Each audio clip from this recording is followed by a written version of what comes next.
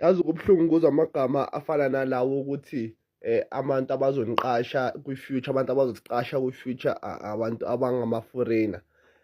Kubuhlungu ukuzwa lento leyo because ngathi bosokhuluma you don't consider of abantwana base-South Africa or i-youth ase-South Africa or abantwana abasakhula.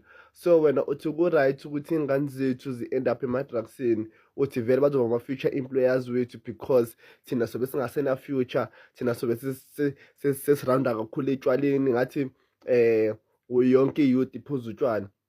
I mean, you don't talk for South Africa, ukhulumela i-South Africa, you talk for abantu bakho. Angazi why uyenza kanjalo.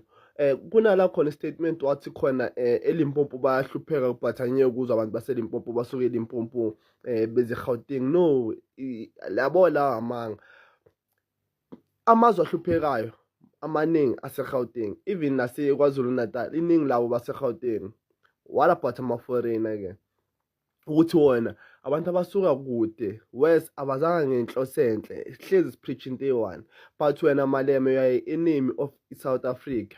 You never spoke about South Africa ngento enhle, wakhuluma ukuthi ama-South African a-improve impilo yabo kumele ayenze kanjani in order ukuthi ama-South Africans a-avoid i-unemployment, a-avoid ukungena ema-drugsini, a-avoid ungabi na-future kumele ayenze kanjani. But you always talk about ama-foreigner ukuthi in order ukuthi ama-foreigner abe nempilo engcono kumele thina siwakhrithe kahle. Why wona angasikhrithi kahle as ama-South Africans? Why we must always tolerate ukungcola kwabo, i-disrespect yabo, ukuthukana kwabo?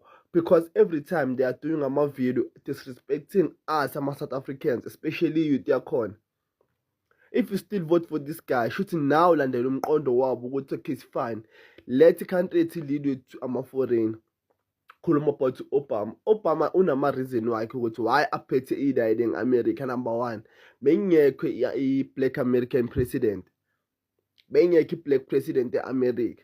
So ama-reason uyazi that was technical difficulties or manipulation, angazi ngisho kahle.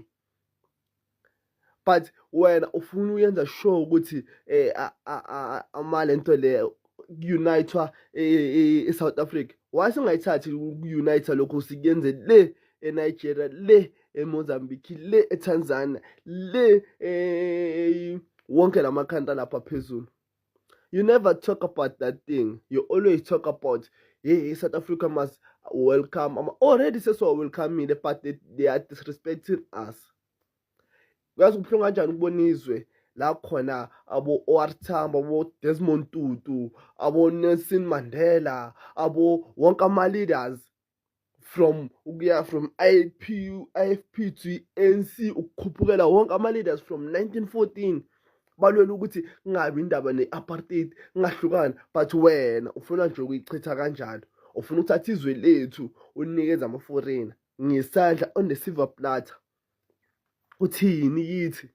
Uthi sikuthembe kanjani? Do you think you see yourself as a future leader? Ukhuluma amagama every time when you talk you are against ama-South Africans. Imagine a whole 60 million you are against of them. Uthi wena lezwe lelisa South Africa kumele kube number one. Awuhlali ngisho nase-township. You don't know istruggle abantu abafisana nase-township. You don't know ukuthi abantu base-township baphila kanjani because uhlele e-estate. You don't know istruggle ababhekane naso regarding ama-foreign. You never been in job activity uhambe uyothenga. You never been. Every time inama-micropolice abagadayo just ukuthi ama-South Africans abe safe, but you yourself ufuna ukuthi abantu bagcwale banukise izwe lethu. Yazi iJohannesburg iyanuka phu nuka iswirishi, nuka ukungcola. Amabhilidi akhona angeke urente ngisho neli-1, but wena uyabakhulumela. I'm sorry my brother, abo abantu abaningi bathi le yange 15 April bathi ungabuyi, angikhulumi next, but hayi